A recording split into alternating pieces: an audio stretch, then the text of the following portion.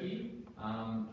It was a very moving experience for myself. I took my dad because Anzac Day is rather important to us because we had a relative who served at Gallipoli. My great uncle was part of the first military that landed at Gallipoli. He was wounded, and in wounding, he was lucky enough to be transported home. My family has sort of a long history with military service in Australia. My grandfather on my dad's side served in the Light Horse Brigade and went to Egypt. My grandfather on my mother's side served in the RAAF as a truck driver.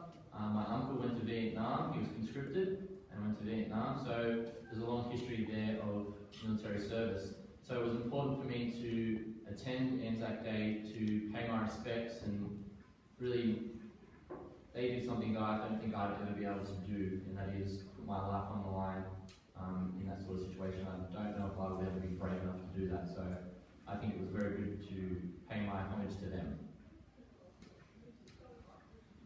Yes.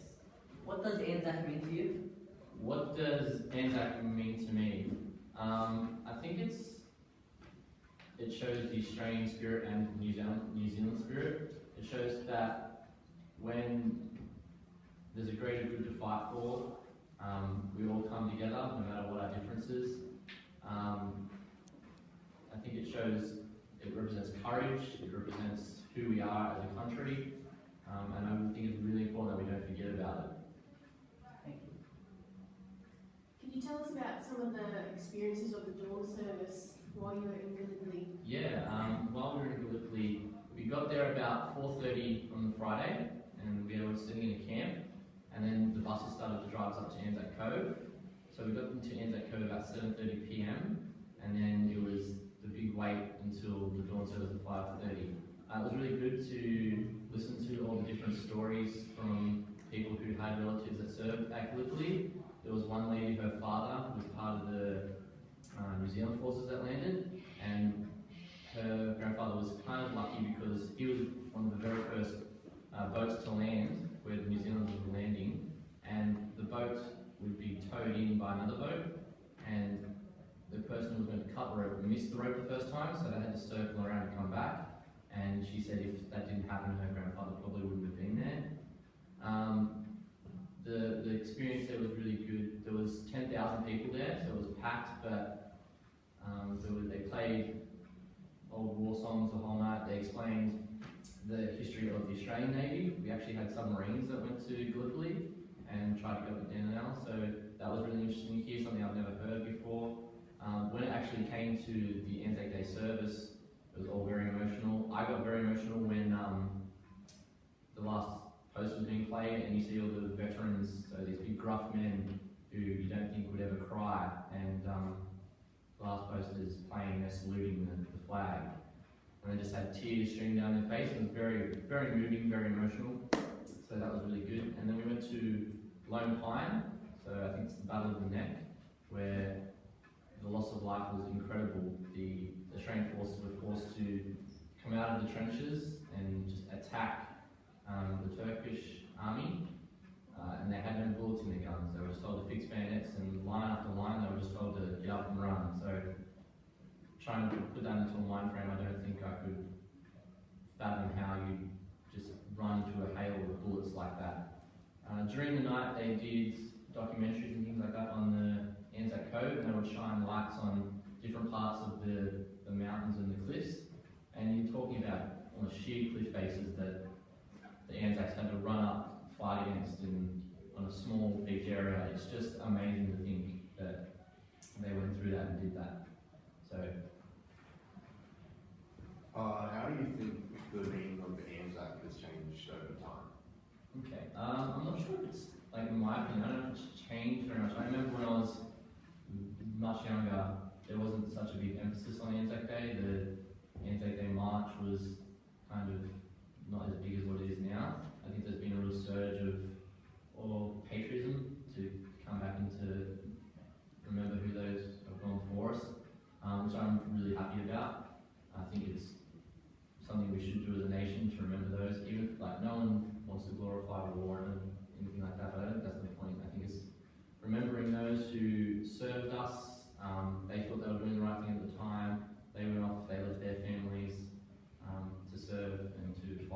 die basically.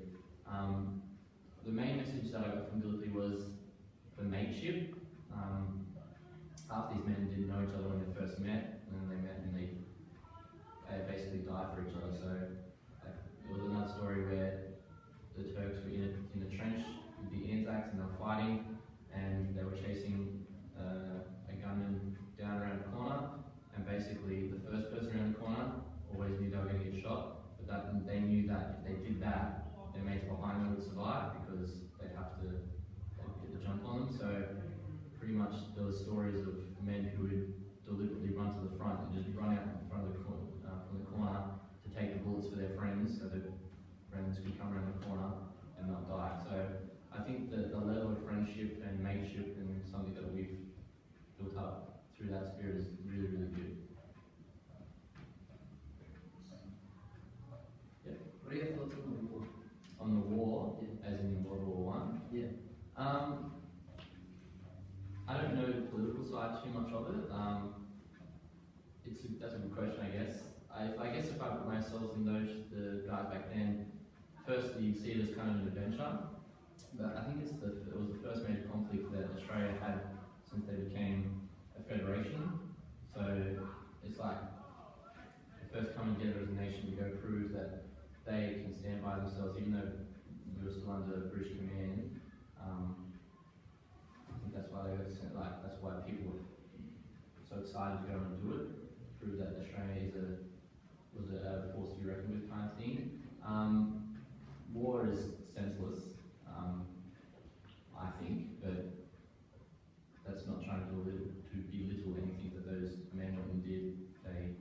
Like I said, they were much braver than I was. There was 15, 16-year-olds that signed up. I'm 26, and when I was 16, I can't imagine signing up to go leave my family with a bunch of people I don't know to fight in a war. So I think that war is terrible, but I think that the reasons why they went to war are very honourable. What was the atmosphere like at the dawn service at Gallipoli? The atmosphere was really good. It was really friendly, really happy.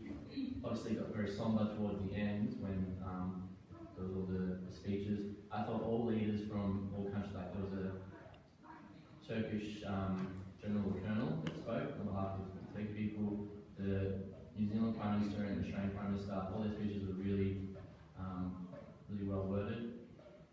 The atmosphere, everyone was getting along, talking, sharing stories. There was no hostility. I know there was a lot of security issues or concerns, but there was nothing like that in there. You didn't even notice really the security. The atmosphere was just great. Everyone was there for pretty much the same reasons. Just lastly, how will you commemorate ANZAC Day next year? I will go to what I usually do, go to my local dawn service down in the RSL. I now have my grandfather's medals, which I got to wear regularly, which is really special. So I think I'll continue wearing them and going and supporting just down on the local level. Thank you very much for your time, Mr. Gavin. We really appreciate you talking to us.